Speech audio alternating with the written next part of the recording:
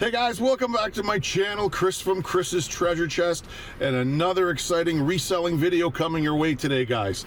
Now, today we're going to do something a little bit different. I get a lot of you asking me if I use promoted listings, and I never have.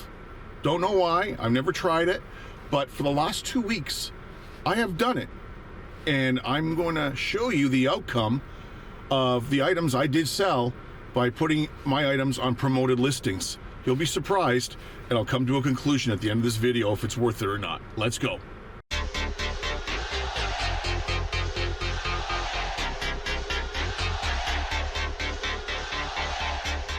Yes, promoted listings. Never used them before, and I wanted to try it, and you'd be surprised maybe on how well it works. Some things surprised me and some things kind of disappointed me, and we'll go through that once we get back to the house. The past week or so, it's been electronic bonanza, vintage electronics, and I'll show you what I picked up. Two amazing items. One I sold yesterday for some big money and picked it up for, well, I'll tell you the story when we get back to the house. So let's get back to the house. I just picked up another vintage electronic receiver today. It's in the back of the car, and I'll show you that one as well.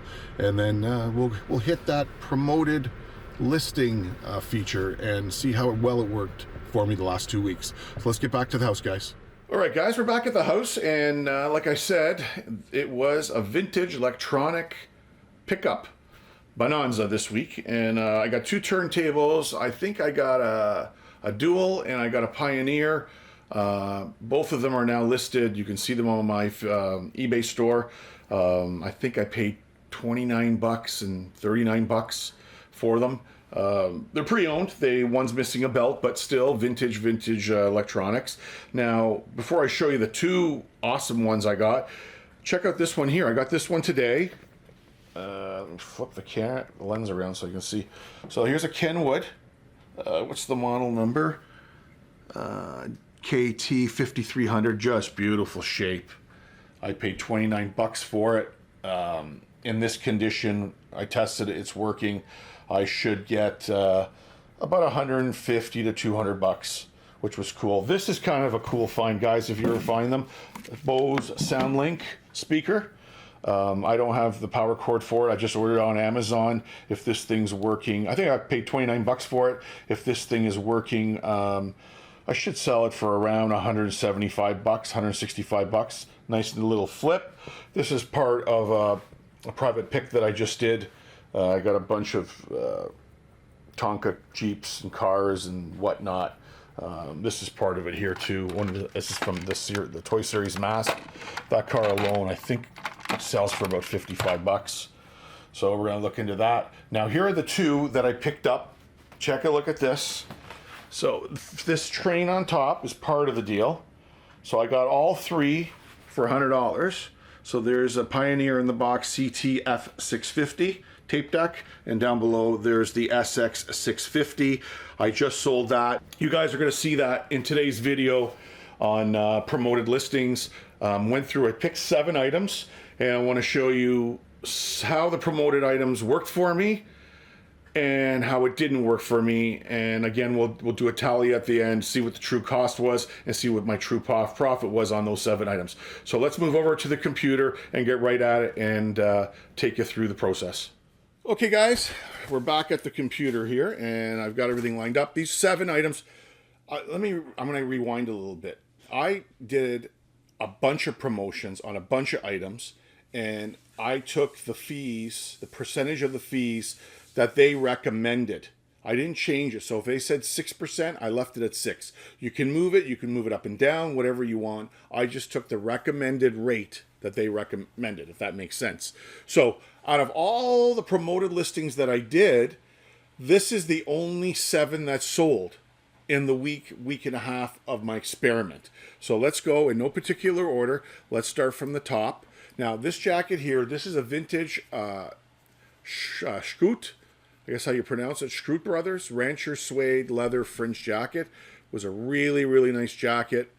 I had it for a little while. These jackets could fetch up to 300 bucks. I paid like $39, I think, for it, or Oh, sorry, $29. 30 bucks I paid for it.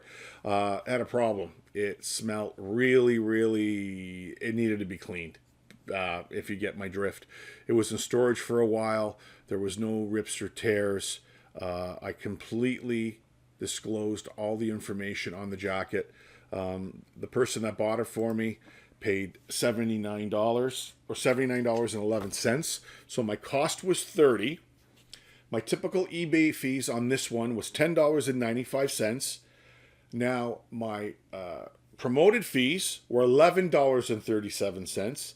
That left me a profit of $26.79.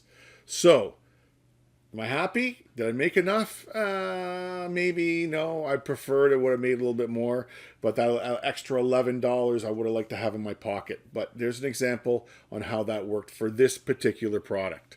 All right, next. We're going to look at the next one. And what do we got coming up here? Okay, this I had forever, and it seemed that this promoted listing feature worked best for a bunch of items that I had for a long time that I couldn't unload.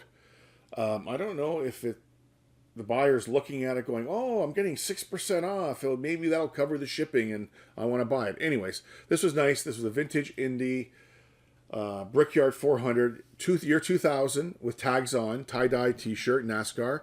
Good size, extra large. Really nice graphics on it. There was the back, nothing on the back. Basically said that August 2000 on there, really nice. So I sold this for, I took a best offer for it. I was asking $24.99. I sold it for $17. My cost was $9.99. The eBay fees were $2.79, and the promotional fees were $1.51. So I ended up with $2.71.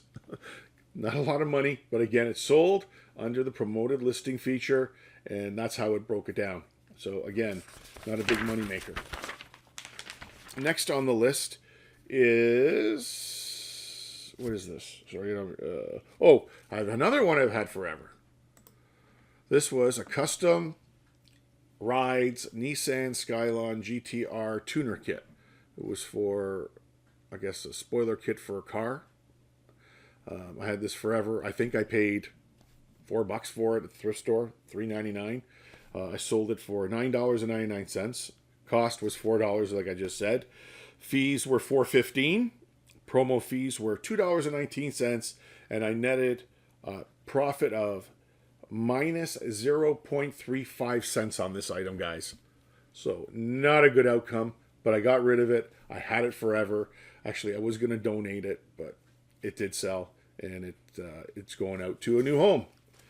All right, next on the list, and comments down below as we go along, guys. Let me know if you've got the similar experiences with this promo listing. So next we got here, this is a vintage Dynamite tape writer or label maker. Really old, had a lot of patina on it. I think I paid $12 for it at the thrift store. I sold it for $24.99. Cost, like I said, $12. Fees were $4.03. These are eBay fees. And to put this in the promo, cost me $4.41, and I netted a profit of $4.51. Now, all applicable taxes are taken care of by eBay. They take them automatically from the buyer and distribute it to the appropriate state or province in Canada, or state in the U.S. All right. Now, going back to it being a vintage electronics week, here is that Pioneer SX650. I was asking $550. I took a best offer for $450. I did put this on the promo. My cost, those three items, the train, the tape deck, and the receiver, believe it or not, I got them all for $100. So I got $33.33 into this thing. The eBay fees were $47. The promo fees were $36.77. So almost $100 just in fees. So at the end of the day, after that, I profited $332.90. So in this particular incident, it worked well for me. Still made money, did get it promoted, and it sold really, really fast. All right, what do we got? The last one, number 7. This was a really nice, cool camera. This is a Neoka or Neoko. I can't pronounce what. How do you pronounce this? Neoka. I think that's how you pronounce it. 2S S2 35 millimeter rangefinder camera. It was as is. I couldn't test it. But cosmetically nice shape. Sold it for $69.11. I had $22.11 into this cost at a Value Village. eBay fee was $7.61, and the promotion fee I had to pay $7.70 for a profit of $31.69. So in total, my cost for all these items, I paid $111.21, and my profit, and that receiver boosting it up big time, $398.25. So promoted listings, will I do it again? I may, for items that have been sticking around a long time and I'm trying to get rid of them. I think so. I might even do it for the higher ticket items. I don't mind if I have a lot of margin embedded in there, but you guys got to be really careful when you're doing it to make sure, look at your cost. Look at what you're selling it for. Look at your fees and your promoted fees. And at the end of the day, are you making money? So you got to be really, really careful. But is it work? Not too bad. Like I said, for the amount, I'm going to try to think of a ratio. I think I put 50 promoted items out and 7 sold in a week and a half. So there's the ratio. Anyways, guys, let me know down below in the comments your experiences with promoted fee or promoted listings. A lot of people asked me if I did it, and I never did, and I want to experiment and show you guys in this video. Let me know if you like it. Big thumbs up. If you're not a subscriber, guys, please subscribe. Hit the little bell icon, and you'll get alerted every time I do a video on YouTube. All right, guys, until next time, it's Chris from Chris's Treasure Chest. Stay safe, and we'll talk to you on the next one.